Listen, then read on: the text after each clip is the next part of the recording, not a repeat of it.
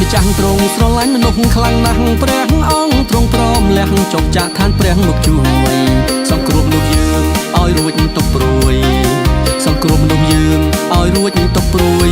រួចគង់ជាមួយអស់មួយជីវិតរួចគង់ជាមួយអស់មួយជីវិតព្រះអង្គទ្រង់មានកូនដល់មេមីជួយយើងរាល់គ្នារាប់យើងជានាងសុចរិតបើសិនយើងព្រមស្ម័គ្រថ្វាយដួងចិន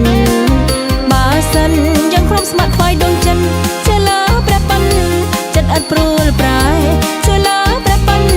ចិត្តឥតព្រួលប្រែហើយបងប្អូនព្រះពិតមានតែមួយព្រះអង្គយាងមកជួយដោយព្រះハរតីស្នេហ៍ព្រះអង្គទ្រង់ជាព្រះរបស់ខ្មែរដែរព្រះអង្គទ្រង់ជាព្រះរបស់ខ្មែរដែរព្រះハរតីស្នេហ៍ថែមនុស្សគ្រប់ជាតិសាសន៍ព្រះハរតីស្នេហ៍ថែមនុស្សគ្រប់ជាតិសាសន៍មែនហើយបងប្អូនព្រះយេស៊ូវគ្រីស្ទព្រះនាមពិសេសបងប្អូនยังមិនត្រូវខ្មាំងចូលយើងនាំគ្នាចេញទៅប្រកាសចូលយើងនាំគ្នាចេញទៅប្រកាសព្រះមនុស្សក្មេងចឹងថ្វាយចិត្តជឿដល់ព្រះអង្គព្រះមនុស្សក្មេងចឹងថ្វាយចិត្តជឿដល់ព្រះអង្គ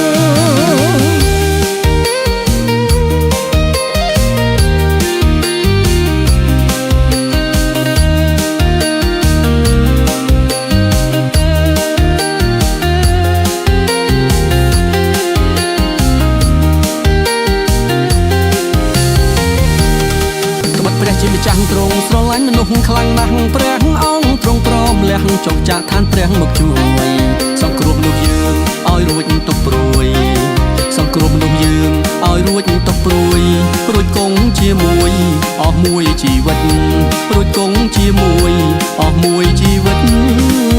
ព្រះអង្គទ្រង់មានកូនដល់មេមីជួយយើងរាល់គ្នារាប់យើងជានាងសុចរិតបើសិនយើងព្រមស្ម័គ្រថ្វាយដួងចិនបើសិនយើងព្រមស្ម័គ្រថ្វាយដួងចិនជាលើព្រះបិណ្ឌចិត្តឥតព្រួលប្រែជាលើព្រះបិណ្ឌចិត្តឥតព្រួលប្រែ